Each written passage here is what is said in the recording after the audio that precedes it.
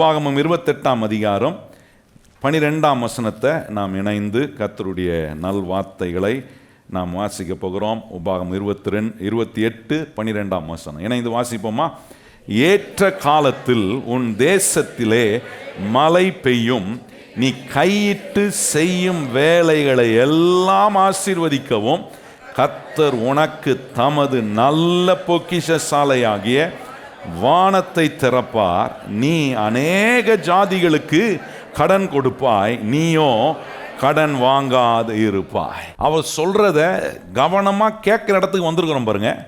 போதிக்கிற இடத்துல, வசனத்தை போதிக்கிற இடத்துல வந்து உட்கார்ந்து ஆண்டவர் நம்ம எப்படி ஆசீர்வதிக்க விரும்புகிறார் என்பதை அறிந்து கொள்கிறோம். அதில் ஆண்டவர் எப்படி நம்மளை ஆசீர்வதிக்க போகிறார்ன்றதை சொல்றது தான் இந்த 12ஆம் வசனம். அது சொல்றாரு, கர்த்தர் நமக்காக தம்முடைய நல்ல பொக்கிஷசாலையாகிய வானத்தை கர்த்தர் திறக்கிறாராம். திறக்கப்பட்ட வானத்தின் ஆசீர்வாதத்துக்கு கீழே நாம் வாழ்கிற வாழ்க்கை நமக்கு தேவனால் அருளப்பட்டிருக்கிற மிக ஸ்லாக்கியமான ஆசீர்வாதமான ஒரு நிலை. இந்த திறந்த வானம், அந்த திறந்த வானத்துக்கு கீழே இருக்கும் ஆசீர்வாதங்கள் எல்லாம் ஏதோ ஒரு மனுஷன் எங்கேருந்தோ பிடிச்சிட்டு வந்த ஒரு ஐடியா இல்லை. இது வேதத்தில் ஆண்டவர் வச்சிருக்கிற தீர்க்கமான ஆசீர்வதிக்கும் முறைமைகள். நல்லா நீங்கள் அதை கவனிக்கணும். தேவன் எப்படியெல்லாம் தம்முடைய ஜனங்களை ஆசீர்வதிப்பதுக்கு என்னெல்லாம் அவர் செய்கிறாரு என்பது தான் ரொம்ப விசேஷமாக நம்ம கவனிக்க சொல்கிறார். வானம் திறக்கப்படும் போது தேவனுடைய ஆசீர்வாதமோ தேவனுடைய தயவும் நமக்கு எப்பொழுதும் உண்டாகிற ஒரு அனுபவத்துக்குள்ள நம்முடைய வாழ்க்கையை கொண்டு வரார். நம்முடைய குடும்பத்தை தேவன் கொண்டு வருகிறார். வானம் திறக்கப்படுகிற ஆசீர்வாதத்தையும் சொல்லியிருக்கிறது. ஒரு மனுஷனுக்கு வானம் அடைக்கப்பட்டா அவனுடைய வாழ்க்கை நிலைகள் எப்படி இருக்குன்றதையும் வேதம் ரொம்ப அற்புதமாக சொல்லுகிறது. ஒரு தேவனுடைய பிள்ளையா நான் கவனம் செலுத்த வேண்டியதுன்னா, என் வாழ்க்கையை கொண்டு வந்து கர்த்தர் திறந்திருக்கிற வானத்தின் ஆசீர்வாதத்துக்கு கீழே நான் வைக்கணும். எத்தனை பேர் அதை விரும்புகிறோம்? கையை வைத்து சொல்லுங்கள். ஆண்டவரே, ஒவ்வொரு நாளும் என்னுடைய வாழ்க்கை நீர் திறந்திருக்கிற வானத்தின் ஆசீர்வாதத்துக்கு கீழே நான் வாழணும். அப்படி சொல்கிறோம். கையை வைத்து சொல்லுங்கள். ஆண்டவரே, ஒவ்வொரு நாளும் எது கீழே இருக்கணும்? நீர் திறந்த வானத்தின் ஆசீர்வாதத்துக்கு கீழே நான் வாழணும்.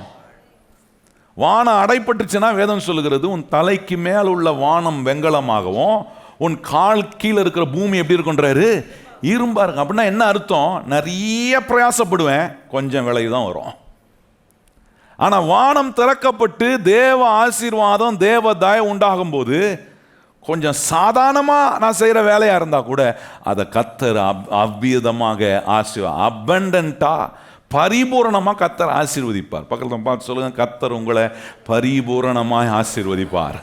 நல்லா சொல்லுங்கள். பக்கத்தில் பார்த்து, கர்த்தர் உங்களை எப்படி ஆசீர்வதிப்பார்? இதுதான் தேவனுடைய திட்டம் பாருங்க.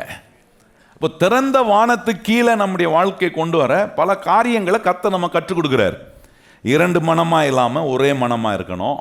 அதுக்கு பிறகு கர்த்தர் சொல்கிறாரு, கர்த்தர் உனக்கு வேலையை கொடுத்து உனக்கு சம்பாத்தியத்தை கொடுத்து அதில் கர்த்தருக்கான ஒரு பங்கை தசம பாகம் என்று, அது பரிசுத்தமான தேவனுடைய பங்கு, அந்த பங்கை கொண்டு வந்து ஆலயத்தில் நம்ம படைக்கும் போது கர்த்தர் வானத்தின் பல கதவுகளை திறந்து இடம் கொள்ளாமல் போக மட்டும் கர்த்தர் நம்ம மேல் என்ன செய்கிறார்? ஆசீர்வாதத்தை அவர் வருஷிக்கிறார். அதுக்கு பிறகு கவனிச்சோம், ஒரு நல்ல நிலமாய் நாம் மாறணும். அப்போ வசனத்தை கேட்குறவன் மாத்திரம் இல்லை, கேட்டு அதை உணர்கிற ஒரு மனுஷனாக மாறும்போது 30ஆக 60ஆக 100ஆக நான் பலன் கொடுக்கிறேன். வானம் திறக்கப்பட்டிருக்க வேண்டும் என்று சொன்னால் பண ஆசை உள்ளவனாக இருக்கக்கூடாது. காசே கடவுளப்பா, அது உலகத்தானுக்கு. நல்லா நீங்கள் கிறிஸ்தவன் ஒரு நாளும் காசு தான் முக்கியம்னு போயிடக்கூடாது. அது பண ஆசை, அது பொருளாசையும் பேராசையும் சுயத்தை முக்கியப்படுத்துகிற நிலை கொண்டு போய் விடும்.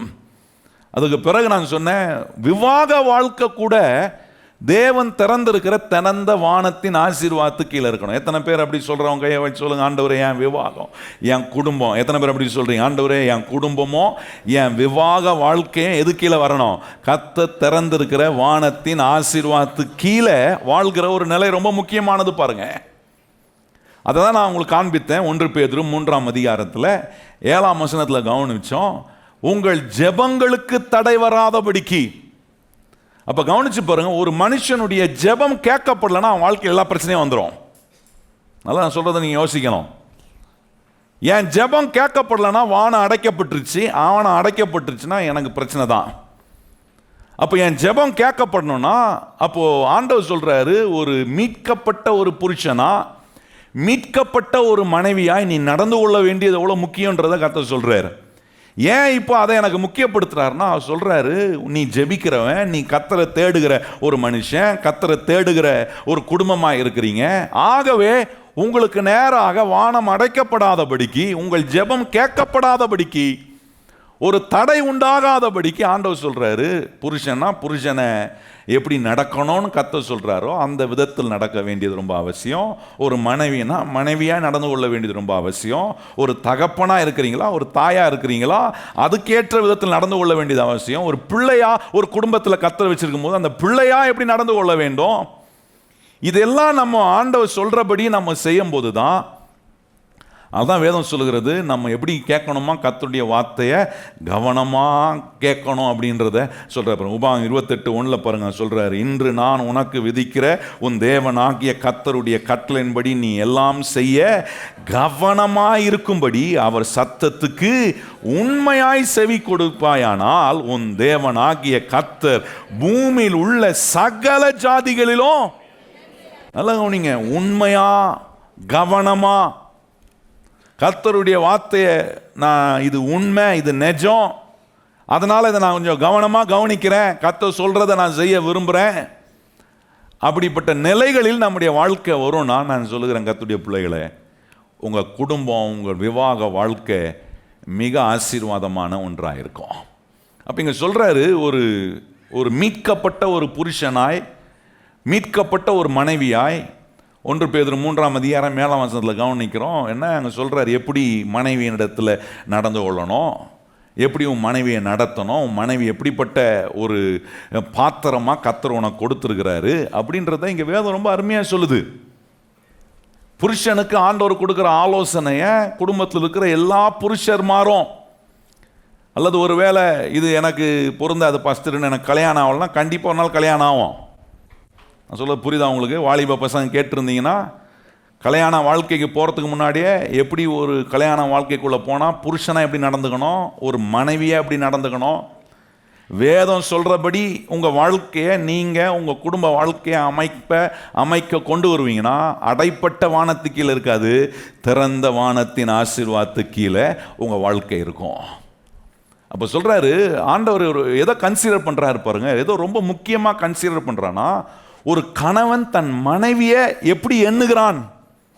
நல்லா கவனிங்க நான் சொல்றது, ஒரு கணவன் தேவன் அவனுக்கு கொடுத்திருக்கிற மனைவியை அவன் எப்படி எண்ணுகிறான், ஒரு கணவன் தனக்கு தேவன் கொடுத்திருக்கிற மனைவியை எவ்வளவு முக்கியத்துவம் படுத்துகிறான்.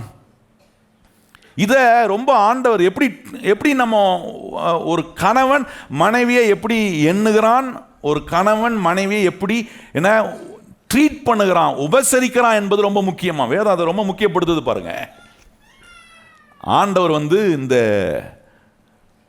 மனுஷனை உண்டாக்கும் போது ஆண்டவர் மனுஷனை ஆணும் பெண்ணுமாக ஆண்டவர் உண்டாக்குனார். இதுதான் ஒரிஜினல் திட்டம், ஆண்டவருடைய திட்டம். ஒரிஜினல் திட்டத்தில் ஆணும் பெண்ணுமாக மனுஷனை உண்டாக்கி இந்த விவாக வாழ்க்கையில் அவர்கள் இணைந்து வாழ்வதற்காக கர்த்தர் இந்த விவாகத்தை ஆண்டவர் ஏற்படுத்தி இருக்கிறார்.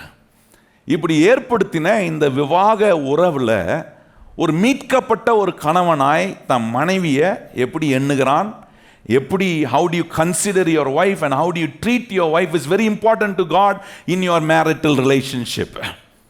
அதே தான் மனைவிக்கும். மனைவி தன்னுடைய கணவனை எப்படி எண்ணுகிறாள், அதே போல மனைவி தன்னுடைய கணவனை எப்படி உபசரிக்கிறாள். இது ரெண்டுமே ரொம்ப முக்கியம் பாருங்க. ஏன்னா 2 பேரும் சேர்ந்து வாழ்கிற வாழ்க்கையில் 2 பேரும் செய்ய வேண்டிய மிக அவசியமான ஒரு காரியம். இப்படி செய்யும்போது, இப்படி மனைவியை எண்ணி மனைவியை உபசரிக்கக்கூடிய காரியங்கள், இதெல்லாம் ட்ரீட் பண்ண வேண்டிய விதத்தெல்லாம் கரெக்டாக செஞ்சால் ஆண்டவர், அதே போல் மனைவி கணவனை என்ன கன்சிடர் பண்ண வேண்டிய காரியங்கள், ட்ரீட் பண்ண வேண்டிய காரியங்களை கரெக்டாக செஞ்சால் வேதம் சொல்லுது உங்களுக்கு நேராக வானம் திறக்கப்பட்டிருக்குமா. பாருங்கள், இதை ஆண்டவர் ரொம்ப அற்புதமாக ஆதியாகமத்தில் 2ஆம் அதிகாரத்தில் கவனிச்சிங்கன்னா இதுக்கு ஆண்டவர் ரொம்ப ஆப்டான ஒரு காரியத்தை சொல்கிறாரு பாருங்க. நீங்கள் கவனிச்சிங்கன்னா இந்த இடத்துல ஆண்டவர் ஒரு புது ஸ்டேட்மெண்ட்டை கொடுக்குறாரு. என்ன ஸ்டேட்மெண்ட்னா, நீங்கள் கவனிச்சு பாருங்கள், ஆதியாகமம் 2ஆம் அதிகாரம் 18ஆம் வசனத்தை நம்ம வாசிப்போமா? எல்லாரும் இணைந்து ஆதியாகமம் 2ஆம் அதிகாரம் 18ஆம் வசனம் வாசிப்போம். பின்பு தேவனாகிய கர்த்தர் மனுஷன் தனிமையாய் இருப்பது நல்லது அல்ல, ஏற்ற துணை அவனுக்கு உண்டாக்குவேன் என்றார். நல்லா கவனிங்க. ஆதியாகமம் முதல் அதிகாரத்தில் வாசித்தீங்கன்னா 6 தடவை கர்த்தர் உண்டாக்கின எல்லாமே நல்லதுன்னு சொன்னார். 7வது தடவை ஆதியாகமம் 1ஆம் அதிகாரத்தில் ஆண்டவர் மிகவும் நல்லதுன்றார். குட்ன்னு சொன்னது மாத்திரம் இல்லை, வெரி குட்ன்னு சொல்றாரு. அப்போ 7 தடவை ஆதியாகமம் 1ஆம் அதிகாரத்தில் ஆண்டவர் நல்லது நல்லது நல்லதுன்னு சொல்லிட்டு கடைசியா மிக நல்லதுன்றாரு, வெரி குட்ன்றாரு. ஆனா அந்த 2ஆம் அதிகாரத்தில் வரும்போது ஒரு புது ஸ்டேட்மெண்ட் வருது. இதுவரைக்கும் நல்லதுன்னு சொன்னவர் நல்லது அல்ல என்கிற ஒரு காரியத்தை அங்க பதிக்கிறாரு. நல்லா கவனிங்க. எது நல்லது அல்ல? மனுஷன் தனிமையா இருப்பது நல்லது அல்ல. அப்போ ஒரு காரியம் நமக்கு இந்த இடத்துல ஆண்டவர் சொல்லும் போது ஒன்று விளங்குது. ஒரு மனுஷனுக்கு விவாகம், ஒரு மனுஷனுக்கு ஆண்டவர் உண்டு பண்ணி கொடுக்கிற மனைவி, ஒரு குடும்பம், ஒரு உறவு என்பது, விவாகம் என்பது நல்லதுன்னு ஆண்டவர் சொல்றார். நல்லா கவனிங்க. அப்போ ஒவ்வொரு மனுஷனுக்கும் ஆண்டவர் கொடுத்திருக்கிற மனைவி நல்லது. ஒவ்வொரு நாளும் உங்கள் மனைவியை பார்த்து என்ன சொல்லணும்னா, புருஷர் மகன் சொல்லணும், மனைவியை பார்த்து கர்த்தர் உன்னை எனக்கு நல்லது என்று ஆண்டவர் எனக்கு என்ன பண்ணியிருக்கிறாரு, கொடுத்துருக்கிறாருன்னு சொல்லணும். அதே மாதிரி மனைவி என்ன சொல்லணும், புருஷனை பார்த்து கர்த்தர் எனக்கு உங்களை ரொம்ப நல்ல கணவனா எனக்கு கர்த்தர் கொடுத்துருக்கிறாரு அப்படின்னு ஒவ்வொரு நாளும் சொல்லி மங்களகரமாக ஆரம்பிக்கணும். சொல்றது புரியுதா இல்லையா?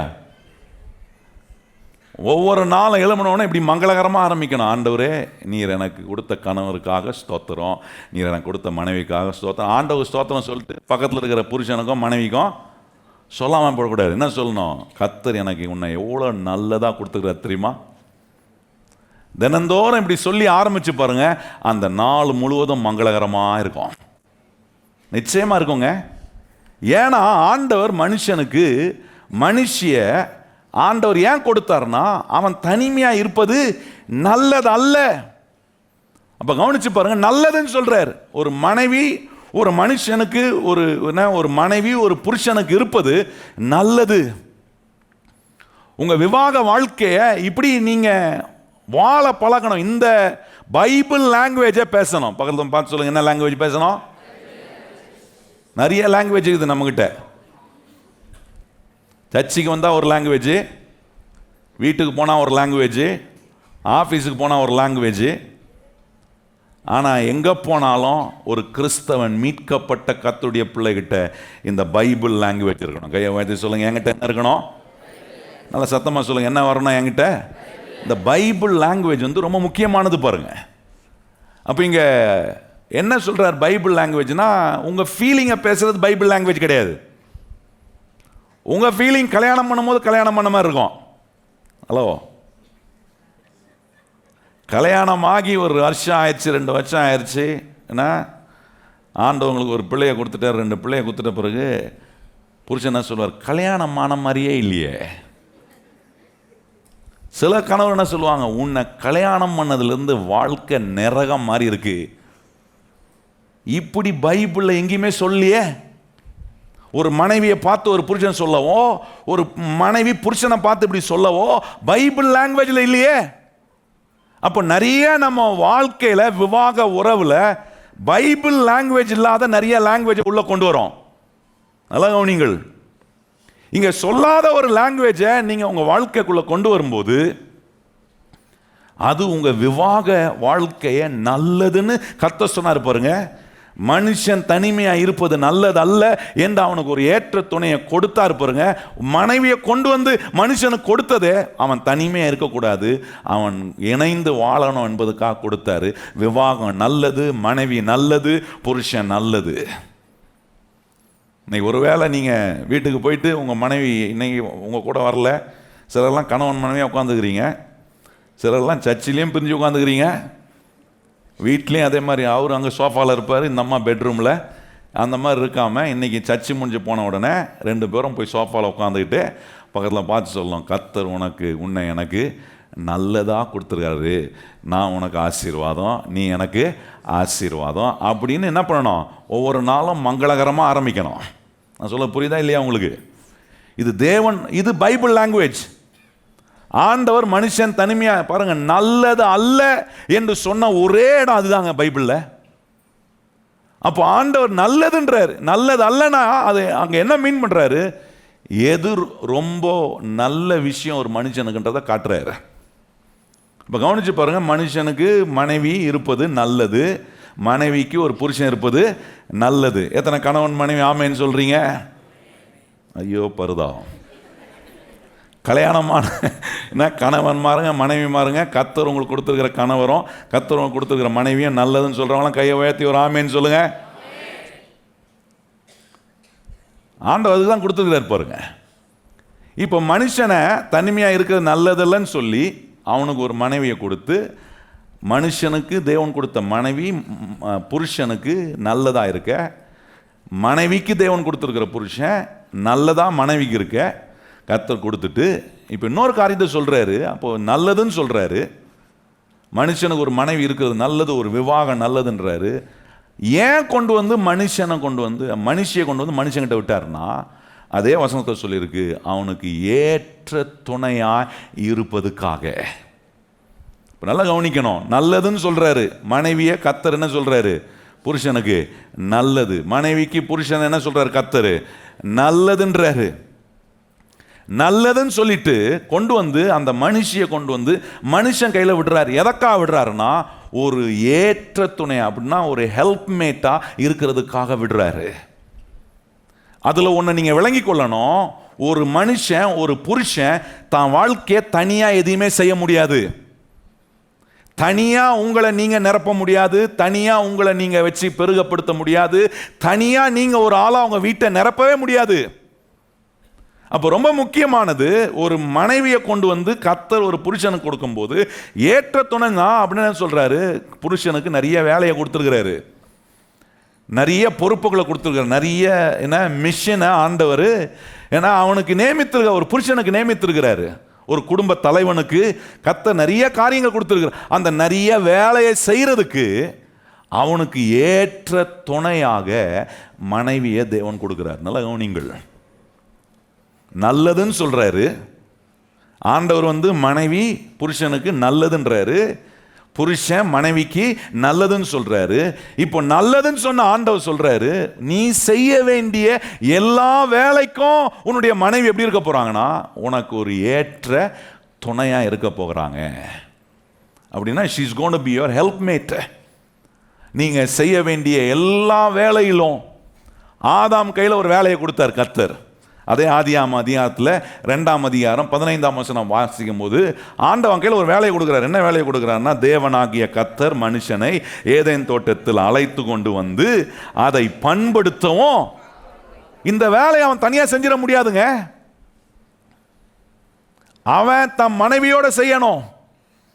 ஆனால் என்ன நடந்துச்சு பாருங்க, அந்த வேலையை அவன் செய்யாமல் போனதுனால தான் ஏற்பட்ட விளைவுகள்.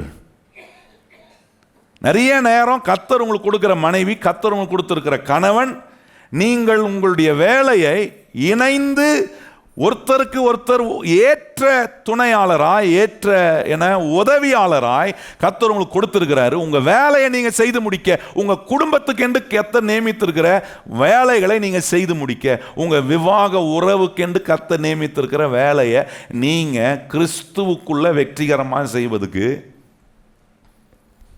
மனுஷங்கிட்ட கொண்டு வந்து மனுஷியை விட்டுட்டு அவனுக்கு ஏற்ற துணையா இருக்கிறா அப்படின்னு கொடுக்குறாரு. அப்போ உன்னை காட்டுறாரு, ஒரு மனுஷன் ஒரு புருஷன் மனைவியோட இசைந்து, மனைவி புருஷனோட இசைந்து ஒரு காரியங்களை செய்யும் போது வீட்டை நிரப்பலாம், உங்கள் வாழ்க்கையை நிரப்பலாம். நீங்கள் பல நன்மையான காரியங்களை நீங்கள் இணைந்து செய்ய முடியும். அப்போ இந்த பண்படுத்தி காக்கிற வேலையை ஆதாம் கையில் கொடுத்தாரு பாருங்க. அந்த வேலையை வெறும் ஆதாமை மாத்திரம் செய்ய சொல்லலை, ஆதாமு கிட்ட அதை கொடுத்துட்டு அவனுக்கு சொல்றாரு, இது பெரிய வேலைப்பா, நான் உனக்கு கொடுத்திருக்கிறது ஒரு சின்ன ஏதேன் தோட்டம். இந்த ஏதேன் தோட்டத்தை போல முழு உலகத்தையும் நீ மாத்தணும். அந்த முழு உலகத்தையும் அவன் ஏதேன் தோட்டம் போல பண்படுத்தி காக்கிற வேலையை செய்வதற்கு அவன் ஒரு ஆளா செய்ய முடியாது. கர்த்தர் அதற்காக அவனுக்கு ஒரு ஏற்ற துணையை கொடுத்துட்டு கர்த்தர் சொல்கிறார், இப்போ நீ மனைவியோட சேர்ந்து செய்கிற ஒரு வேலை இது. இப்போ கவனிச்சு பாருங்க, எப்படி ஒரு மீட்கப்பட்ட புருஷன் தன் மனைவியை எண்ணுகிறான், எப்படி உபசரிக்கிறான் என்பது இது விளங்கலைன்னா எனக்கு புரியாது. கர்த்தர் எனக்கு கொடுத்துருக்கிற மனைவி நல்லது, கர்த்தர் எனக்கு கொடுத்துருக்கிற மனைவி எனக்கு ஏற்ற துணை என்பதை நான் உணரலைனா, ஒரு மீட்கப்பட்ட புருஷனா நான் என் மனைவியை நல்ல விதத்தில் எண்ண மாட்டேன். என் மனைவியை ஒரு நல்ல விதத்தில் உபசரிக்கிற காரியத்தை செய்ய. இதே தான் மனைவிக்கும். நான் புருஷனுக்கு சொல்லும் போது மனைவிமாருங்க ரொம்ப சந்தோஷம், பாஸ்டர் நல்லா சொல்கிறாரு அப்படின்னு எடுத்துக்கூடாது. இது மனைவிமார்களுக்கும். அப்போ கவனிச்சு பாருங்க, இந்த எண்ணுகிறதும் உபசரிக்கிறதும் கர்த்தருடைய பார்வையில் ரொம்ப முக்கியமாக. ஒரு கணவன் மனைவி எண்ணுகிறதையும் உபசரிக்கிறதையும் கர்த்தர் ரொம்ப முக்கியமாக பார்க்குறாரு. அதே போல் ஒரு மனைவி புருஷனை எண்ணுகிறதையும் உபசரிக்கிறதையும் கர்த்தர் கவனிக்கிறார். அது எப்போ விளங்கும்னா, எனக்கு என் மனைவியை கர்த்தர், எனக்கு என் புருஷனை எனக்கு நல்லதாக கொடுத்துருக்கிறாரு. நல்லதாக கொடுத்தது மாத்திரம் இல்லை, எனக்கு ஏற்ற துணையாக கொடுத்தது. அப்படின்னா ஏன் நான் செய்ய வேண்டிய வேலையை செய்வதுக்கு எனக்கு ஒரு நல்ல துணையாளரை, ஒரு துணையை கர்த்தர் கொடுத்துருக்கிறாரு. இது எனக்கு விளங்கலனா, I will never start to consider my life in my life partner as my life partner. என்னுடைய வாழ்க்கை துணையா கர்த்தர் எனக்கு கொடுத்துருக்கிற மனைவி இப்படி எனக்கு நல்லதாக கர்த்தர் கொடுத்துருக்கிறாரு. இப்படி நான் என் மனைவியை உபசரிக்க போகிறேன். எப்படி என்னோட சேர்ந்து வேலை செய்ய போகிற ஒரு உறவை கர்த்தர் எனக்கு கொடுத்துருக்கிறாரு, ஒரு சொந்தத்தை கர்த்தர் ஏற்படுத்துகிறாரு. எனக்கு விளங்கலைனா நான் பாட்டு என் வேலையை செய்வேன், எனக்கு இஷ்டமானதை செஞ்சுக்கிட்டு கிடப்பேன். அது இணைந்து பழுகி பெறுகிற ஆசீர்வாதத்தை உங்கள் வாழ்க்கைக்குள்ளே கொண்டு வர முடியாது. அப்போ ஆண்டவர் நீ கேட்குற, மீட்கப்பட்ட ஒரு புருஷனாக இருக்கும்போது நீ எப்படி எண்ணுகிற, உன்னுடைய மனைவியை நீ எப்படி எண்ணுகிறாய், உன்னுடைய மனைவியை நீ எப்படி உபசரிக்கிறாய். அதே தான் மனைவிக்கும். மீட்கப்பட்ட ஒரு கர்த்தருடைய பிள்ளையாய் ஒரு மனைவியா கர்த்தர் உங்களை ஏற்படுத்தும் போது உன் புருஷனை நீ என்னவா எண்ணுகிறாய், உன் புருஷனை நீ எப்படி உபசரிக்கிறாய். இது எதை காட்டும்னா, கர்த்தர் எனக்கு அவரை நல்லதாக கொடுத்து, எனக்கு என் மனைவியை நல்லதாக கொடுத்துருக்கிறாரு. எங்கள் விவாகம் கர்த்தருக்கு ரொம்ப முக்கியமானது. இதெல்லாம் எனக்கு விளங்கலைன்னா நான் இதில் இசைந்து செயல்படுகிற காரியங்கள், எனக்கு கர்த்தர் கொடுத்துருக்கிற இந்த பண்படுத்தவும் காக்கிற வேலை ரொம்ப பெரிய வேலை. ஒரு குடும்பத்தை பண்படுத்தவும் காக்கிற வேலை மிகப்பெரிய வேலை. அந்த பெரிய வேலையை நீங்கள் செய்யணும்னா தனியால் செய்ய முடியாது. கையை வயதை சொல்லுங்கள், ஆண்டவரே நீ எனக்கு கொடுத்துருக்கிற குடும்ப பொறுப்பை நிறைவேற்ற தனியால் நான் என்ன பண்ண முடியாது, செய்ய முடியாது. அதுக்கு தான் ஒரு குடும்பம். தனியாக இருக்கிறவனுக்கு ஆண்டவர் இதை சொல்லியே, குடும்பமாக இருக்கிற ஒரு குடும்பத்துக்குள்ளே வச்சிருக்கிற ஒரு உறவுகளை ஆண்டவர் எப்படி முக்கியப்படுத்தி காட்டுறாருன்றது தான் இங்கே சொல்கிறாரு. அப்போ சொல்கிறார் பாருங்க, எப்படி உன் மனைவியை நீ எண்ணுகிறாய், எப்படி நீ உன் மனைவியை உபசரிக்கிறாய். அடுத்த காரியம் பாருங்க, விவாகத்தில் ஆண்டவர் சொல்ற அடுத்த விஷயம் என்னன்னா, ஆண்டவர் விவாக உறவில் கர்த்தர் வச்சிருக்கிற நோக்கத்தையும் திட்டத்தையும் நான் எப்படி அறிந்து கொள்றேன். அதான் சொல்றாரு. எப்படி ஆண்டவர் சொல்றாருன்னா, உன்னுடைய மனைவி பலவீனமான பாண்டம் என்று அறிந்து.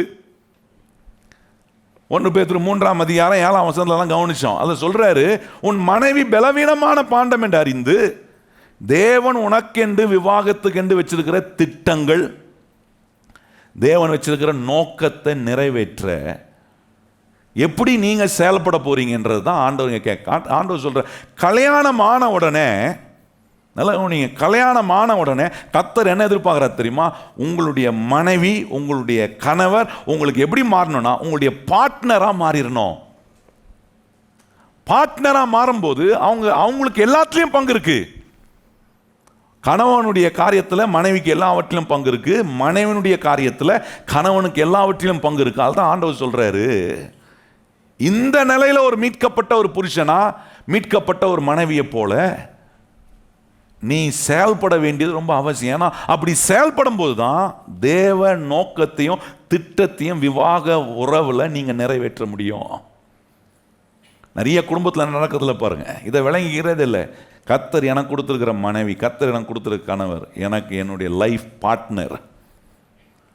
நான் அவரை என்னுடைய பார்ட்னராக பார்க்குறேன், நான் என் மனைவியை என்னுடைய பார்ட்னராக பார்க்குறேன் அப்படின்னா நான் எல்லா காரியங்களிலும் அவங்கள நான் என்னோட இணைந்து செய்யக்கூடிய காரியங்கள்லாம் இணைக்கிறேன்.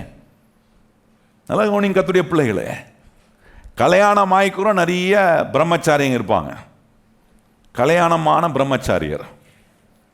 ஏன்னா அவர் எப்போ எது செஞ்சாலும் தனியாக தான் செய்வார், எங்கே போனாலும் தனியாக தான் போவார், என்ன சாப்பிட்னாலும் தனியாக தான் சாப்பிடுவார். நான் சில நேரம் ஹோட்டலுக்கு போகும்போது பார்ப்பேன், சிலர்லாம் வந்து தனியாக உட்காந்து மசாலா தோசை, என்ன வடை போண்டா எல்லாம் தின்னுவான். பார்த்துட்டு சரி சாப்பிட்றானே ஆள், ஒரு பாசலாவது வாங்குறானா பார்ப்பேன் கொஞ்சம். எல்லாத்தையும் வலிச்சுட்டு ஒன்று மிச்சம் விடுறது இல்லை, எல்லாத்தையும் சாப்பிட்டுட்டு வீட்டுக்கு போகும்போது கை வீசிட்டு போடுறது. அங்கே வீட்டில் ஒரு மனைவி இருக்கிறாளே, வீட்டில் ஒரு பிள்ளை இருக்கு, அதை குறித்து அக்கறை இல்லாமல் எத்தனை அப்படிப்பட்ட கல்யாணமான புருஷர்மாருங்க இன்னும் பிரம்மச்சாரியரை போல வாழ்கிற எத்தனையோ பேர் இருக்காங்க. ஏன்னா அந்த மனுஷனுக்கு தான் மனைவி கடவுள் கொடுத்துருக்கிற ஒரு லைஃப் பார்ட்னர்ன்றதுல கவனமே இல்லை.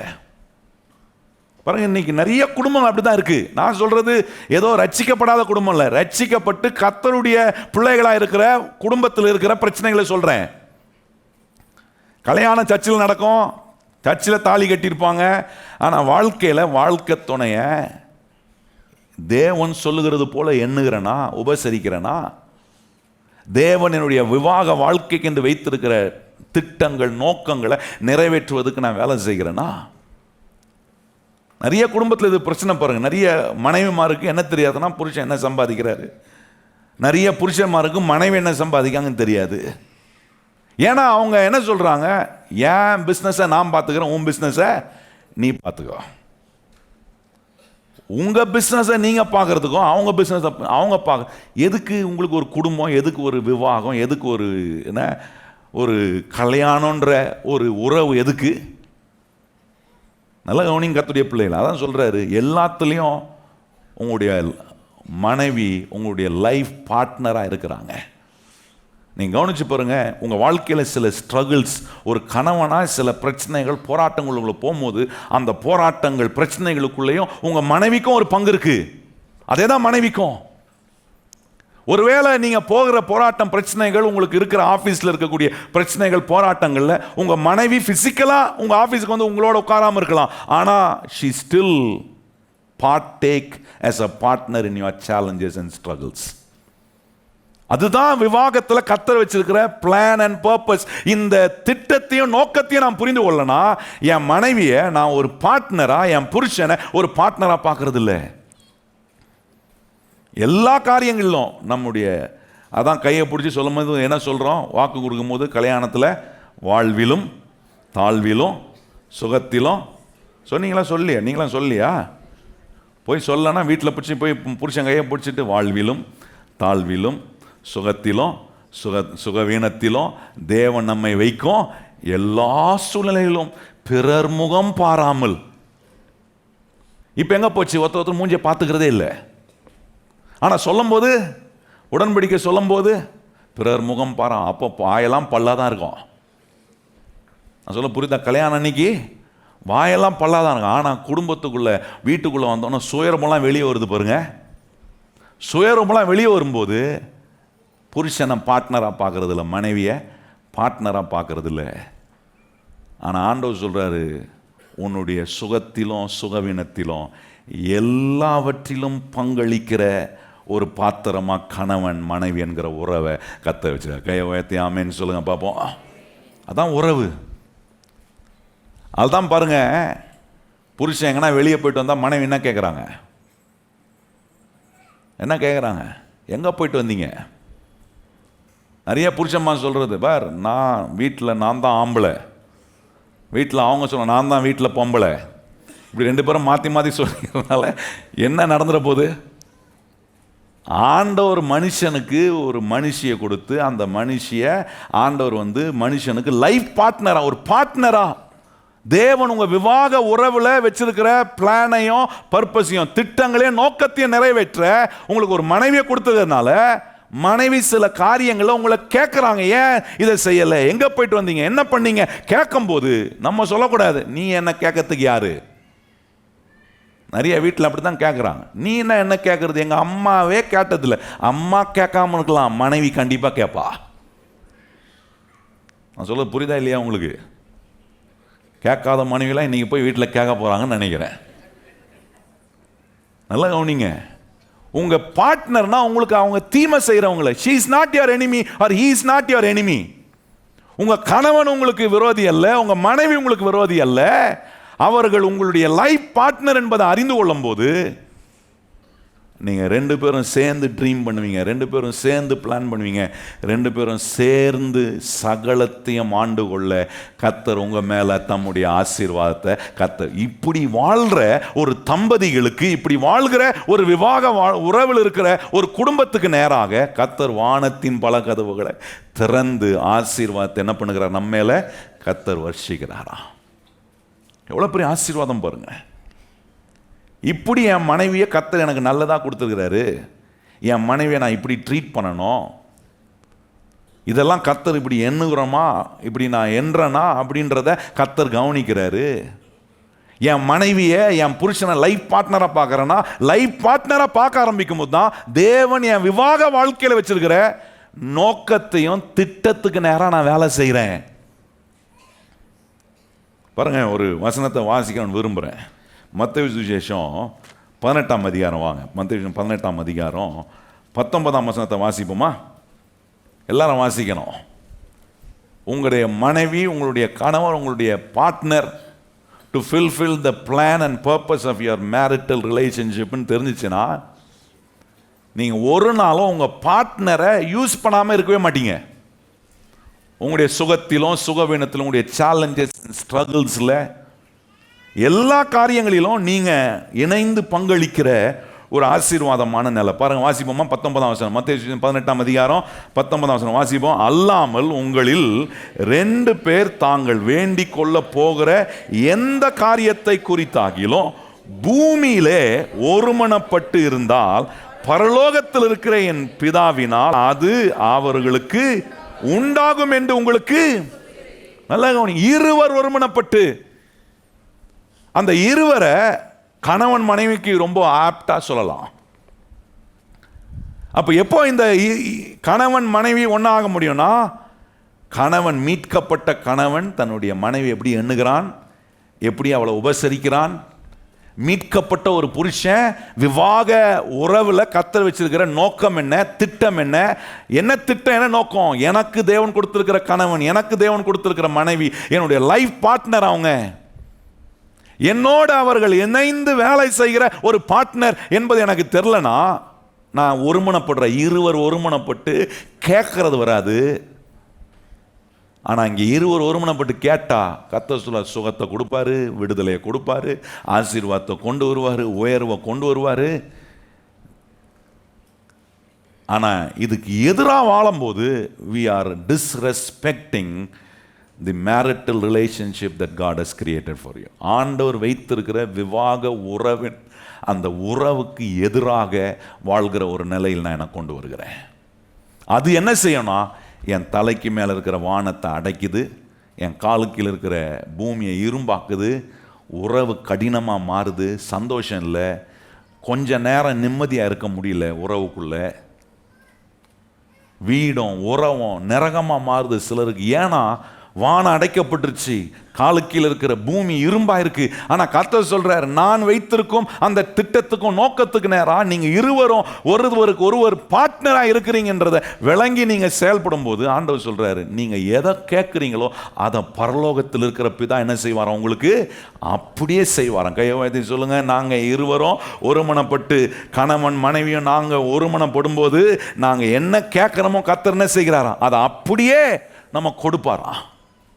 ஒரு வீடுக்காக ஜெபம் பண்றீங்களா, ஒரு நிலத்துக்காக ஜெபம் பண்றீங்களா, உங்க குடும்பத்தினுடைய நலனுக்காக ஜெபம் பண்றீங்களா, ஒருவருடைய ஆரோக்கியத்துக்காக ஜெபம் பண்றீங்களா, வேதம் சொல்லுகிறது பரலோகத்தில் இருக்கிற பிதா உங்களுக்கு அப்படியே செய்வாராம். அந்த வார்த்தை ரொம்ப நல்லா இருக்கு பாருங்க, போட்டிருக்கு பாருங்க. அங்க சொல்றாரு என்ன, பரலோகத்தில் இருக்கிற என் பிதாவினால் அது அவர்களுக்கு உண்டாகும் என்று உங்களுக்கு உண்டாகும். நடந்தா நடக்கும்ல, கண்டிப்பா உண்டாகும். கையை வயது சொல்லுங்க, நான் கேட்கறது எனக்கு கிடைக்கும். நீங்க இருவரும் ஒருமனப்பட்டா ஆனால் இந்த அமைப்பை கெடுக்கிறதுக்கு தான் போன வாரம் சொன்னோம் பார்த்தீங்களா, மேரேஜினுடைய அந்த ஈக்குவாலிட்டியை பிசாசு இன்ஈக்குவாலிட்டி ஆக்க, அப்படின்னா அந்த சமநிலையை உடைப்பதுக்கு பிசாசு என்ன பண்றானா, கணவன் தன் மனைவியை நல்லா எண்ண முடியல, கணவன் தன் மனைவியை நன்றாக உபசரிக்க முடியல, மனைவி தன் கணவனை நன்றாக எண்ண முடியல, மனைவி தன் கணவனை நல்லா உபசரிக்கும். ஏன்னா அவங்களுக்கு என்ன புரியல, கர்த்தர் எனக்கு என் மனைவியை நல்லதா கொடுத்துருக்கிறாரு, துணையா கொடுத்துருக்கு, எனக்கு செய்ய வேண்டிய வேலைக்கு எனக்கு ஒரு துணையா கொடுத்துருக்கு, எனக்கு ஒரு சப்போர்ட்டா கொடுத்துருக்கு, எனக்கு ஒரு ஹெல்ப்மேட்டா கர்த்தர் கொடுத்துருக்கிறாரு. கர்த்தர் வச்சிருக்கும் விவாக திட்டங்களையும் நோக்கத்தையும் அறியும் போது நாங்கள் இருவரும் ஒரு பங்காளிகளாக இருக்கிறோம். we are partners together. இதெல்லாம் நமக்கு தெரிலனா இப்படி ஜெபிக்கிறதும் டுகெதர்னஸ் வராது, இணைந்து ஜெபிக்கிறது வராது, இணைந்து செய்கிற காரியங்கள் வராது. நான் சொல்கிறேன், கர்த்தருடைய காரியங்களை எப்படி இணைகிறீங்களோ அந்த இணைப்பு உங்கள் மற்ற எல்லா காரியங்களிலும் கர்த்தருக்குள்ள உங்களை ஸ்திரமாக நிலைநிறுத்த கர்த்தர் உதவி செய்வார். அப்புறம் இன்னொரு காரியம் சொல்கிறேன் பாருங்க, இப்போ இது ரொம்ப முக்கியமானது. ஆண்டவர் சொல்கிறாரு, ஜெபம் அப்படின்னா நீங்கள் இந்த ஜெபத்தை குறித்து சொல்லும்போது என்ன சொல்கிறாருன்னா, நீங்கள் என்னெல்லாம் அச்சீவ் பண்ணணும்னு டிசைர் பண்ணுறீங்களோ அதை தெரியப்படுத்துறது தான் ஜெபம். கணவன் மனைவியா நீங்க இருவரும் சில காரியங்களை ஆசைப்பட்டு விரும்பி சில காரியங்களை அச்சீவ் பண்ண நினைக்கிறீங்க பாருங்க, அதை ஜெபத்தின் மூலமா வேண்டுதலாய் நீங்க தெரியப்படுத்தும் போது கர்த்தர் சொல்றார், அதை அப்படியே உங்களுக்கு பரலோகத்தில் இருக்கிற பிதா என்ன செய்கிறாரா, உங்களுக்கு உண்டாக்குறாரா. எவ்வளோ அருமையான ஆண்டவர் பாருங்க. அப்போ இவ்வளோ வல்லமையான ஒரு காரியத்தை கணவன் மனைவி என்கிற உறவுக்குள்ள, இந்த விவாக உறவுக்குள்ள கர்த்தர் வச்சிருக்கும் போது இதை என் வாழ்க்கையில் செயல்படுத்தாமல் என் தலைக்கு மேலே இருக்கிற வானத்தை அடைக்கிற வேலையை செய்கிறேன்னா, திறந்திருக்கிற வானத்தின் ஆசீர்வாதத்துக்கு கீழே என்னுடைய விவாக உறவை வாழ்வதுக்கு இடம் கொடுக்குறேன்னா. இன்னொரு காரியம் சொல்றாரு, 1 பேதுரு 3:7 கவனிக்கிறோம், மனைவி பலவீனமான பாண்டவள் என் பாண்டமா இருக்கிறார் என்று அறிந்து அவளுக்கு நீ செய்ய வேண்டிய கனத்தை செலுத்துங்கள்ன்றாரு. செய்ய வேண்டிய கனத்தை செலுத்தணும்னா என்ன, ஆண்டவர் ஒன்று 2 கையை எடுத்து அப்படியே கும்பிட்டு போடுப்பா, கும்பிட்டு போடு, மனைவிக்கு சரணடைஞ்சிரு அப்படி சொல்லலை. நல்ல கவனிங்கள், என்ன சொல்றாரு, செய்ய வேண்டிய கனத்தை செய்யனா ஆண்டவர் சொல்றாரு, உன் மனைவிக்கு தேவன் கொடுத்திருக்கிற ரோல் அண்ட் ரெஸ்பான்சிபிலிட்டி அண்ட் ஃபங்க்ஷனாலிட்டியை, அதே போல கணவனுக்கு தேவன் கொடுத்திருக்கிற ரோல் ரெஸ்பான்சிபிலிட்டி அந்த ஃபங்க்ஷனாலிட்டியை, என்ன ரோலை கொடுத்திருக்கிறாரு, என்ன பொறுப்பை கொடுத்திருக்கிறார், என்ன காரியத்தை செய்யும்படி கணவனை நியமித்திருக்கிறார் என்று தெரிஞ்சா ஆண்டவர் சொல்றாரு, செலுத்த வேண்டிய கணத்தை செலுத்துறது பெரிய சிரமமாகவே இருக்காது. நிறைய புருஷன்மா இருக்கும், நிறைய மனைவிமா இருக்கும், அவங்களுக்கு தேவன் கொடுத்துருக்க ரோல் என்ன, எனக்கு ஒரு மனைவியை கொடுத்துருக்கிறாரு, அந்த மனைவிக்கு கர்த்தர் என்ன ரோல் அண்ட் ரெஸ்பான்சிபிலிட்டியை கொடுத்துருக்க எனக்கு தெரியாதனால இப்போ அவளுக்கு நான் செலுத்த வேண்டிய கனம் வரும். நான் என்னத்தை அவளை கணம், அவள் தானே என்ன கனப்படுத்தணும். காம்படிஷன் வருது, அங்கே ஈகோ கிளாஷ் அங்கே உள்ள வருது. ஆனால் ஒரு மனைவிக்கு ஒரு கணவனுக்கு கர்த்தர் இந்த விவாக உறவில் வச்சிருக்கிற role and responsibility and functionality தெரிஞ்சிச்சுன்னா உறவுக்குள்ள இன்பகரமாய் வாழ கர்த்தர் நமக்கு உதவி செய்ய. பாருங்க, சும்மா நைஸாக சும்மா ஏதாவது ஒரு நல்ல நைஸாக சில வார்த்தைகளை சொல்லிட்டு அப்படியே ஓட்டுறதில்ல வாழ்க்கை.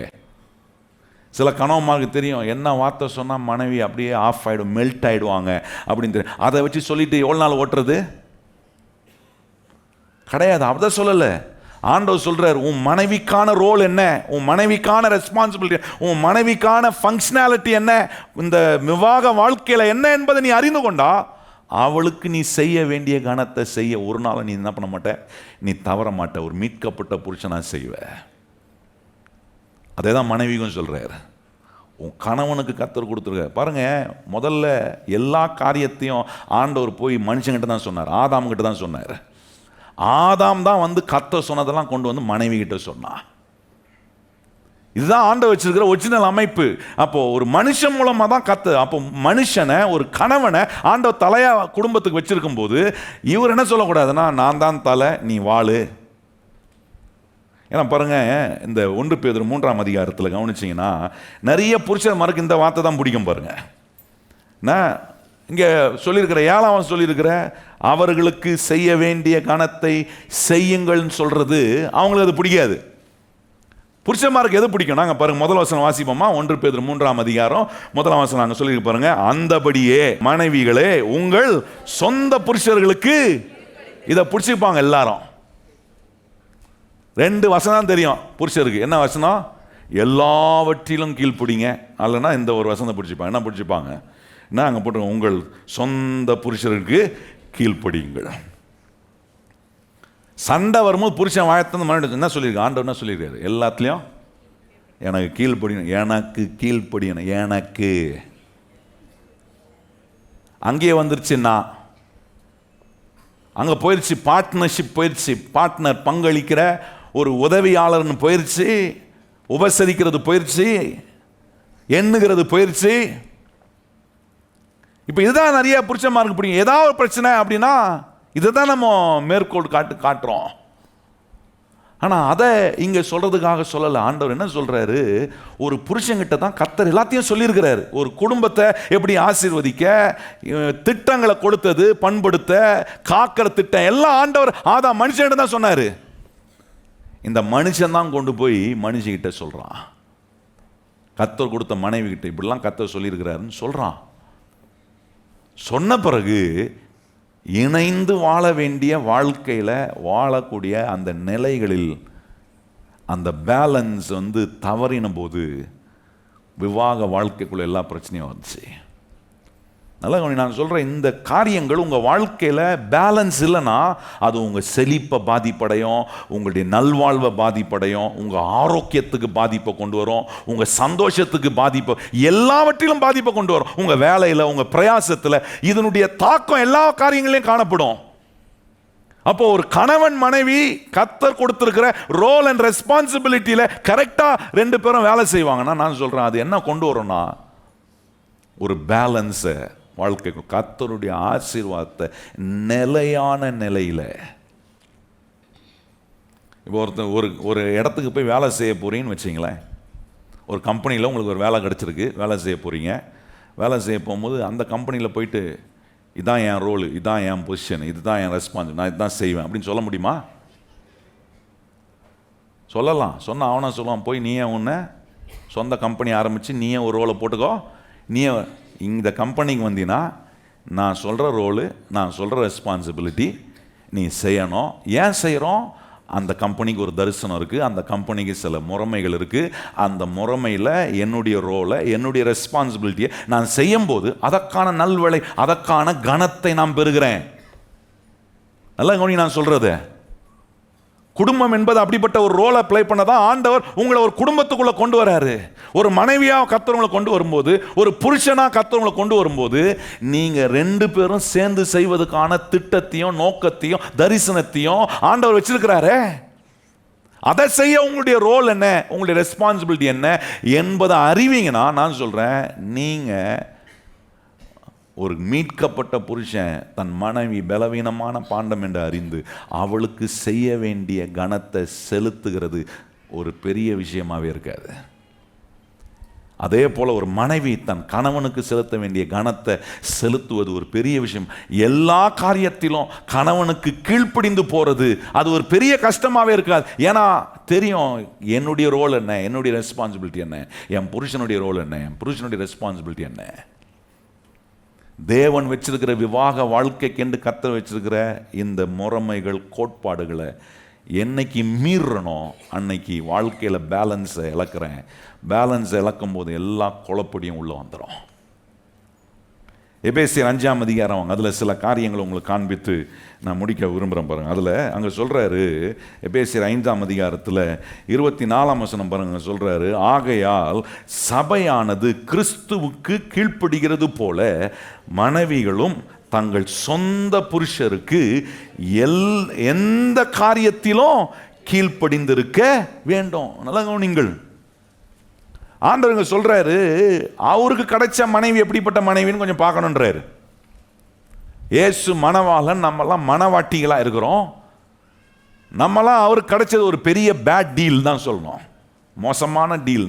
அவருக்கு கிடைச்சிருக்கிற மனைவி எப்படிப்பட்டவங்களாக இருக்கிறோன்னா, நல்ல மனைவி இல்லை, எல்லா குறையும் எல்லா பாதிப்பும் இருக்கிற பாத்திரங்கள். ஒவ்வொருவரும் ஒவ்வொரு வகையாக இருக்கிறோம். நல்லா கவனிங்க. இப்படி இருக்கிற நம்மளை ஆண்டவர் நேரம் எடுத்து, ஆண்டவர் கொஞ்சம் நம்மளோட டைம் ஸ்பெண்ட் பண்ணி நம்மளை ஆண்டவர் உருவாக்கி பழுதுள்ள நம்மளை ஆண்டவர் நேரம் எடுத்து உருவாக்கி பழுதற்ற நிலைக்கு கொண்டு வராரே, அது ஆண்டவர் எவ்வளோ சிரமம் எடுக்கிறார் பாருங்க. அந்த சிரமத்தை சொல்லும்போது சொல்றாரு, கிறிஸ்து சபைக்கு ஆகையால் சபையானது கிறிஸ்துவுக்கு கீழ்ப்படுகிறது போல. நல்லா கவனிங்கள், சபையானது கிறிஸ்துவுக்கு கீழ்ப்படி. அப்போ இப்போ பாருங்க, கிறிஸ்துவுக்கு கீழ்ப்படுகிறது எனக்கு ஒரு व्यसனமான ஒன்று அல்ல. ஏன்னா நான் தேவனுக்கு கீழ்ப்படியும் போது எனக்கு தெரியும் என் வாழ்க்கை நல்லா ஆகும், என் வாழ்க்கை ரொம்ப சுலபமான காரியங்களாய் மாறும், கடினமான நிலைகளை மாத்துறாரு, என்ன அவர் நல்லா ஆக்குறாரு. ஏன்னா அவருக்கு கீழ்ப்படிஞ்சா என் வாழ்க்கை நல்லா ஆகுது. இதே தான் குடும்பம். கர்த்தர் கணவனும் கொடுத்துருக்கிற ரோலுக்கு, கர்த்தர் மனைவி கொடுத்துருக்கிற ரோலுக்கு, கர்த்தர் பிள்ளைகள் என்கிற கொடுத்துருக்கிற பிள்ளைகளுக்கான ரோலை கரெக்டாக அவர்களுடைய ரோல் அண்ட் ரெஸ்பான்சிபிலிட்டியை கர்த்தர் சொல்லியிருக்கிறபடி செஞ்சோன்னா குடும்பத்துக்குள்ள எல்லா பழுதற்ற நிலைகள் போய் கரை திரை இல்லாத சுத்தமான நேர்த்தியான ஒரு பாத்திரமாக கர்த்தர் நம்மளை உருவாக்க முடியும். ஒரு நல்ல பெற்றோராக இருக்கிறாங்கன்னா அந்த பிள்ளைங்க பாருங்கள், அந்த பெற்றோர் சொல்கிற எந்த காரியத்தையும் கேட்குறாங்களே. சில நேரம் முரண்டு பண்ணலாம், ஆனால் புரிந்து கொண்ட பிறகு என் அப்பா மாதிரி ஒருத்தரும் கிடையாது, எங்கள் அம்மா மாதிரி ஒருத்தரும் இல்லை, நான் அவ்வளோ அம்மால அன்பு காட்டுறாங்க என்று ஒரு பிள்ளை விவரம் அறிந்து புரிந்து கொண்ட பிறகு அந்த பிள்ளை அந்த தகப்பன் தாய் சொல்கிற எதையும் செய்கிறான். நல்ல கவனி, அதுதான் ஆண்டவர் தன்னை ஒப்பிட்டு காட்டுறாரு. எப்படி கிறிஸ்துவுக்கு சபை கீழ்ப்படுகிறது व्यसனமான ஒன்று அல்லையோ, அதே போல இங்க சொல்றாரு மனைவியானவள் அங்க என்ன சொல்றாரு அங்க பாருங்க, எந்த காரியத்திலும் கீழ்ப்படிந்திருக்க வேண்டும். மறக்க முடியாது, ஒரு கணவர் பிரச்சனை ஆயிடுச்சு பாருங்க குடும்பத்தில். அப்போ என்கிட்ட வந்து சொன்னார், பாஸ்டர் பைபிள் என்ன சொல்லியிருக்கு பாஸ்டர் அப்படின்னு கேட்டார். நான் சொன்னேன், பைபிள் நிறையா சொல்லியிருக்கு, உங்களுக்கு என்ன வேணும் அப்படின்னு கேட்டேன். சொன்னேன், இல்லை பாஸ்டர் எனக்கு என் பொண்டாடியோடைய சண்டை ஆயிடுச்சு. சரி என்ன ஆச்சு சொல்லுங்கள், என்ன விஷயம் அப்படின்னு. என்ன சொல்லியிருக்கு பாஸ்டர் பைபிள்னாரு. இந்த வசனத்தை சொல்கிறார், என்ன சொல், எந்த காரியத்திலும் மனைவி என்ன பண்ணணும், கீழ்ப்படிந்திருக்கணும்னு சொல்லியிருக்கல பாஸ்டர். அப்போ நான் சொன்னேன், ஒரு பாதி தான் நீங்கள் பிடிச்சிருக்கிறீங்க, முழுசாக அதில் நீங்கள் விஷயத்தை பிடிக்கலையேன்னு நான் சொன்னேன். இன்னொரு பகுதி அதில் இருக்குது, எந்த காரியத்திலும் மனைவி உங்களுக்கு கீழ்ப்படிஞ்சவங்க சொல்லியிருக்குல்ல, கரெக்டு தான்.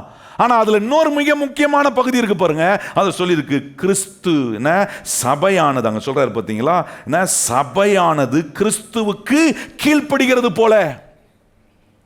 நான் சொன்னேன், ஒரு சபை எப்படி கிறிஸ்துவுக்கு கீழ்ப்படுகிறது போல கீழ்ப்படுகிறதோ, நான் சொன்னேன் அது மாதிரி நீங்க அவர்கிட்ட கேட்டேன், உங்க வீட்டில் நீங்க கிறிஸ்து மாதிரி இருந்திருக்கிறீங்களான்னு கேட்டேன். இயேசுநாதர் மாதிரி நடந்துக்கிட்டீங்களா உங்க வீட்டில் அப்படின்னு கேட்டேன். அவர் திருன்னு முழிக்கிறாரு. கோளாறு இருக்கு. ஆனா என்ன சொல்றோம், ஒரு பிரச்சனை வந்தா எந்த காரியத்திலும் மனைவியானவள் கீழ்ப்படி, கரெக்டு தாங்க. ஆனா அந்த மனைவியானவள் கீழ்ப்படிவதுக்கு ஒரு புருஷன் கிறிஸ்துவை போல நடக்கணும்னு சொல்லியிருக்க. கிறிஸ்து அன்பு காட்டுகிறது போல, கிறிஸ்து இரக்கம் காட்டுகிறது போல, கிறிஸ்து மன்னிக்கிறது போல, கிறிஸ்து விட்டு கொடுக்கிறது போல, இதெல்லாம் கிறிஸ்துவுக்குள்ள இருக்கிற சுபாவம். சபையானது கிறிஸ்துவுக்கு கீழ்ப்படுகிறது போல. அப்ப நான் சொன்னேன், நீங்க இன்னிலிருந்து இயேசு கிறிஸ்துவை போல மாறுறதுக்கு பிரயாசப்பட்டு பாருங்க, உங்க மனைவி எல்லா காரியத்திலையும் சரியாயிடுவாங்கன்னு சொன்னேன். கேட்டு போனார் அந்த மனுஷன். இன்னைக்கு வரைக்கும் பிரச்சனை வரல, அப்படின்னா நல்லா இருக்காங்கன்னு அர்த்தம். நான் சொல்ல நல்லா விளங்கிங்க. நிறைய நேரம் நம்ம நம்முடைய மனைவி மேல, நம்முடைய கணவன் மேல சாடுவோம். ஆனா ஆண்டவர் சொல்ற, நீ ஒரு கிறிஸ்துவை போல, ஒரு புருஷன் கிறிஸ்துவை போல நடந்து கொள்கிற ஒரு சுபாவம் உள்ளவனாய் மாறும்போது உங்க மனைவி சொல்லணும், எங்க வீட்டில் ஒரு இயேசு இருக்கிறாருங்க அப்படின்னு சொல்லணும். என்ன சொல்லணும்? இன்னைக்கு வரைக்கும் நான் கேட்டதில்லை எந்த மனைவிமாரும் வந்து எங்கள் வீட்டில் இயேசு இருக்கிறார் பாஸ்டர், காணக்கூடாத இயேசுவும் இருக்கிறாரு, காணக்கூடுகிற இயேசுவும். காணக்கூடுகிற இயேசு யார்? என் புருஷன் தான் பாஸ்டர் அப்படின்னு சொன்ன ஒரு மனைவியும் இது வரைக்கும் நான் கேட்டதில்லை. ஆனால் இனிமே கேட்பேன் நம்புகிறேன். கணவன் மாறுங்க, கிறிஸ்துவ போல நீங்க மாற ஆரம்பிச்சு கிறிஸ்து அன்பு காட்டினது போல அன்பு காட்டுவீங்க. நான் சொல்றேன், குறை பேசுற மனைவி கூட குறை பேசுறது நிறுத்திடும். உங்களை பத்தி போய் குறை சொல்லுதா உங்க மனைவி, பலர்கிட்ட போய் எப்படி குறை சொல்லுவாங்க? என் புருஷன் நான் எங்க போய் இன்னைக்கு நிறைய பெண்கள் பண்ற காரியம் என்னன்னா, குறைன்னு அவங்களுக்கு அது தெரிய மாட்டேது. ஏன்னா அவங்க ஒரு ஜெப கூட்டத்துக்கு போவாங்க பாருங்க, ஜெப கூட்டத்துக்கு போயிட்டு என் புருஷனுக்காக ஜெபம் பண்ணிக்கோங்க, என் புருஷங்க சரியில்லைங்க, இந்த அம்மா சரியில்லைன்னு தான் சொல்லியிருக்கோம். ஜோம் பண்ணுறவங்க சேர்த்து ஜோம் பண்ணுவோம். அந்த மனுஷன் சரியில்லை ஆண்டவர், அந்த வீட்டுக்கு போகிறாரு போல், இந்த வீட்டுக்கு போகிறாரு போல், அங்கே பண்ணுறாரு. இந்த அம்மா சரியில்லைன்னு தான் சொல்லிச்சு, எதில் சரியில்லைன்னு சொல்லலை. அவங்க பில்டப் போட்டுக்கிட்டாங்க எதில் சரியில்லைன்ட்டு. இப்படி ஜோம் பண்ணுறாங்க. ஒருத்தர் பேர் இன்னாருடைய புருஷன் சரியில்லையா. அந்த அம்மா ஜெபம் பண்ண அந்த ப்ரேயர் கூட்டத்தில் இருந்து ஜெபம் இன்னொரு ப்ரேயர் கூட்டத்துக்கு போக, இப்படியே ஒவ்வொரு ப்ரேயர் கூட்டத்துக்காக ஜெபத்துக்கு போக இவர் ரொம்ப ஃபேமஸ் ஆயிட்டாரு. யாரு?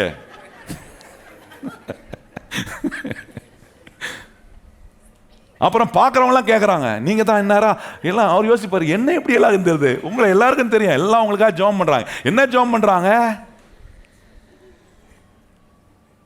இப்படி குறை சொல்கிற மனைவி இருந்தால் கூட நான் சொல்கிறேன், புருஷர் மாருங்க, வீட்டில் கர்த்தர் உங்களுக்கு கொடுத்துருக்கிற மனைவிக்கு முன்பாக கிறிஸ்துவை போல நடக்கிறதுக்கு, கிறிஸ்துவை போல உங்களை மாற்ற நீங்கள் உங்களை ஒப்பு கொடுப்பீங்கன்னா, நான் சொல்கிறேன், எல்லா குறைக்கும் முற்றுப்புள்ளியை இயேசு வைக்க அவர் வல்லவராய் இருக்கிறார்.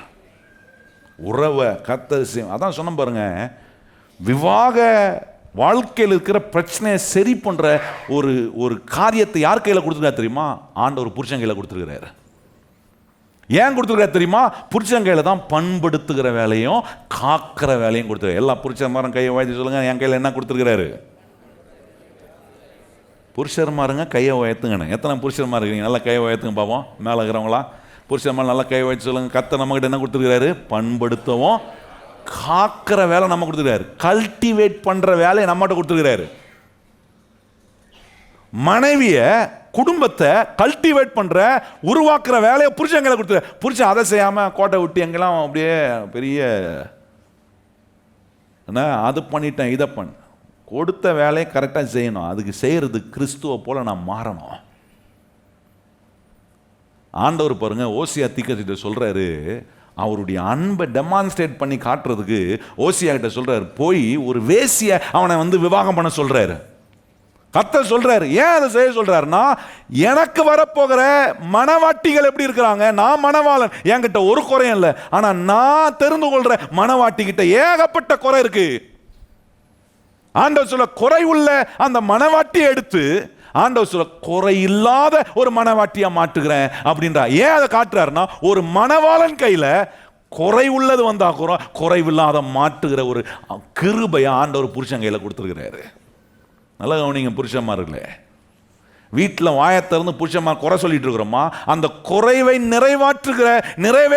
நிறைவாற்றுகிற ஒரு கல்டிவேட் பண்ற, பண்படுத்துகிற, காக்கிற ஒரு கிருபையை கர்த்தர் நம்ம கையில கொடுத்துருக்கிறாரே. நான் சொல்லுவேன் பாருங்க, என்கிட்ட வந்து சொல்லுவானுங்க, பாஸ்டர் எனக்கு ஒரு பொண்ணு பாருங்க பாஸ்டர்னு வானுங்க. எப்படா பார்க்கணும் அப்படின்னு, நல்ல பலன்னு இருக்கிற மாதிரி பாருங்க. என்னது பலனா?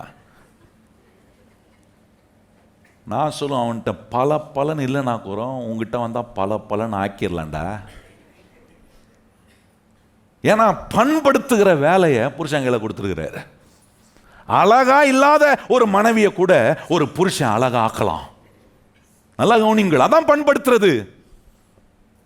அந்த கிருபையை ஒரு புருஷன் கையில கொடுத்துருக்கிறான்னு ஒரு புருஷனுக்கு தெரியலனா, கோட்டை விட்டுட்டு உட்காந்துட்டு இருந்தோம்னா அப்புறம் வீடும் தான் இருக்கும். நிறைய குடும்பம் அப்படிதான், கோட்டை விட்டுறோம். என்ன சொல்றோம்? மனைவி சரியில்லை, அவ சரியா இருந்தா எல்லாம். நான் ஆண்டவர் சொல்றாரு, உங்ககிட்ட கொடுத்துருக்கிறப்பா சரி பண்ற கிருபைய, பண்படுத்துகிற காக்கிற வேலையை புருஷன் கையில கொடுத்துருக்கிறேன்றாரு.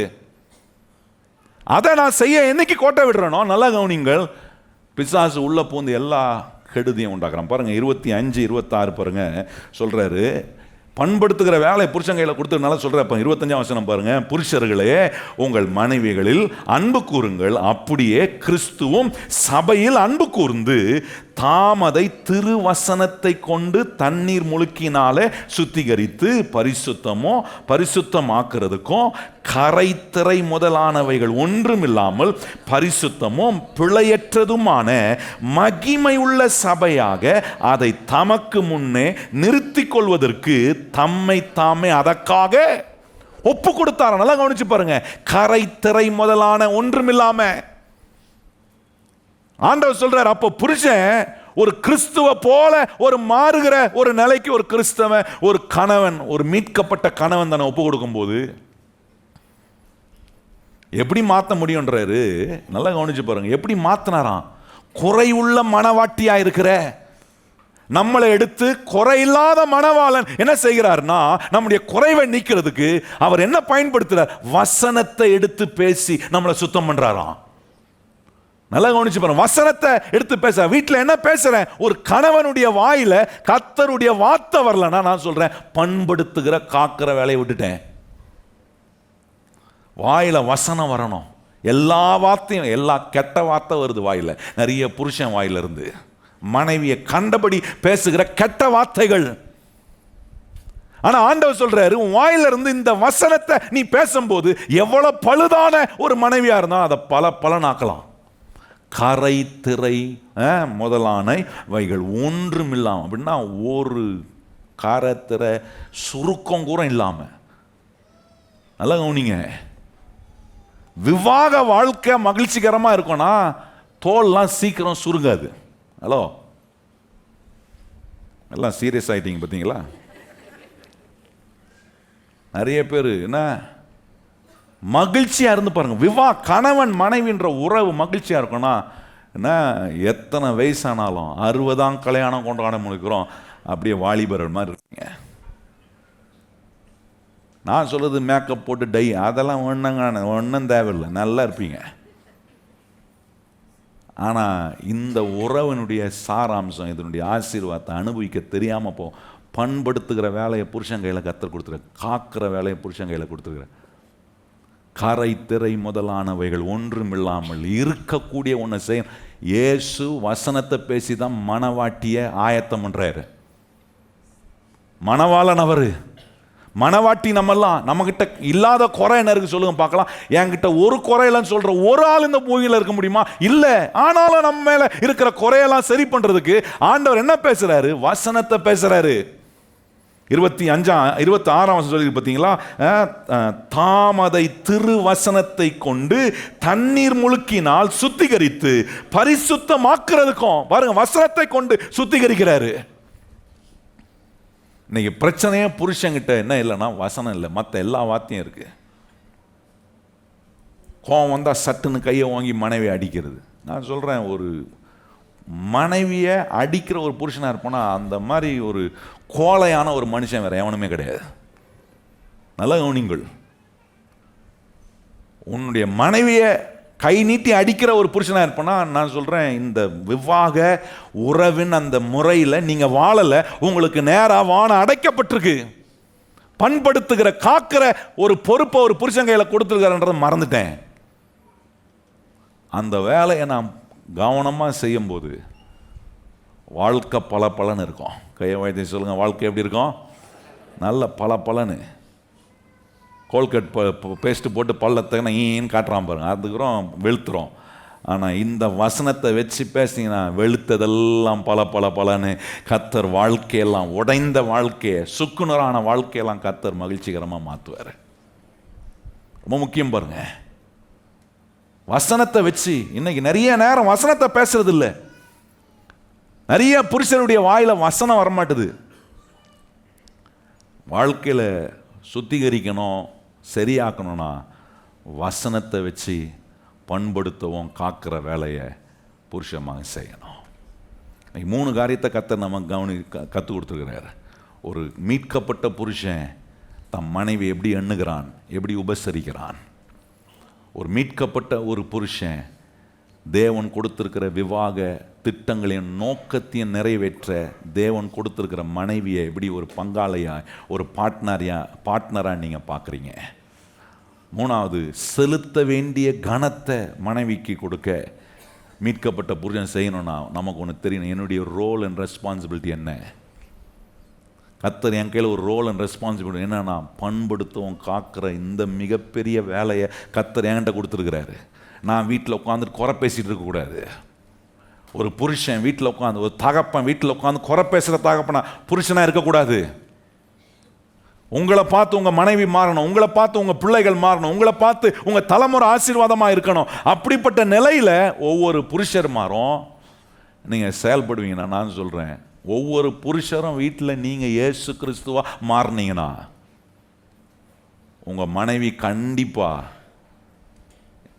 ஆசீர்வாதமான மனைவியாய், உங்களுக்கு பிரயோஜனமான விளைவுகளை கொடுக்குற ஆசீர்வாதமான பாத்திரமா கர்த்தர் உங்களை மாற்றுவார். இப்போ வசனத்தை கேட்டு இறங்கி வெளியே போகும்போது, கேட்டியா இன்னைக்கு பிரசங்கம், உன்னால தான் என் வானமே அடைக்கப்பட்டுக்கு தெரியுமா அப்படின்னீங்கன்னா வாய் கோளாறு, பைபிள் லாங்குவேஜ் வரல. நான் சொல்ல புரியுதா? எளிமை நிற்போம், நம்ம ஜெபம் பண்ணலாம். கையை உயர்த்தி சொல்லுங்கள், ஆண்டவரே ஃபிக்ஸ் பண்ணுகிற வேலையை கர்த்தர் என் கையில் கொடுத்துருக்கிறீர்.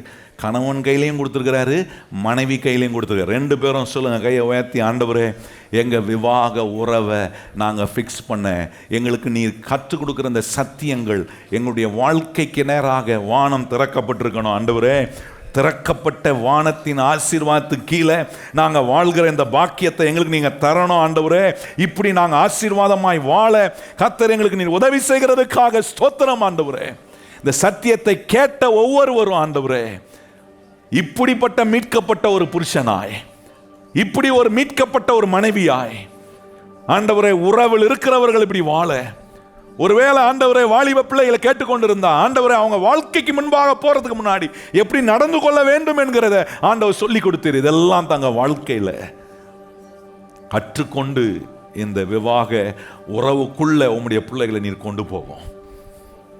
இந்த சத்தியங்கள் ஒவ்வொரு ஆண்டவரே குடும்பத்தையும் கட்டட்டும். பிரிந்திருக்கிற குடும்பங்கள் ஒன்றாகட்டும். ஒரே வீட்டுக்குள்ள இருந்து கொண்டு பிரிந்து கொண்டு இருக்கிற கணவன் மனைவிகள் சந்தோஷமாய் மாறட்டும், இணைந்து வாழட்டும், இணைந்து ஆளட்டும். ஆண்டவரே, இவர்களுக்கு நேராக இந்த ஆண்டவரே வானம் திறக்கப்பட்டு தேவன் திறந்த வானத்தின் ஆசீர்வாதத்துக்கு கீழே எங்களுடைய விவாக உறவு ஆண்டவரே சீரமைக்கப்பட எங்கள் ஆண்டவரே இந்த சத்தியங்கள் எங்களுக்கு மிக பிரயோஜனமான ஒன்றாய் மாறுகிறதுக்காக ஸ்தோத்திரம். எல்லா கன மகிமை உமக்கே தருகிறோம். இயேசு கிறிஸ்துவின் நாமத்தில் ஜெபிக்கிறோம் எங்கள் நல்ல பிதாவே, ஆமென். இப்பொழுது நம்முடைய கர்த்தராகிய இயேசு கிறிஸ்துவினுடைய கிருபையும் பிதாவாகிய தேவனுடைய அன்பும் பரிசுத்த ஆவியானவருடைய அந்யோன்ய ஐக்கியமும் இன்றும் என்றும் சதா காலங்களும் நம் அனைவருடன் நிலைத்திருப்பதாக. எல்லாரும் இணைந்து சொல்லுவோம், என் ஆத்துமாவே கர்த்தரை ஸ்தோத்திரி, என் முழு உள்ளமே அவர் பரிசுத்த நாமத்தை ஸ்தோத்திரி. என் ஆத்துமாவே கர்த்தரை ஸ்தோத்திரி, கர்த்தர் செய்த சகல உபகாரங்களையும் மறவாதே. ஆமென்.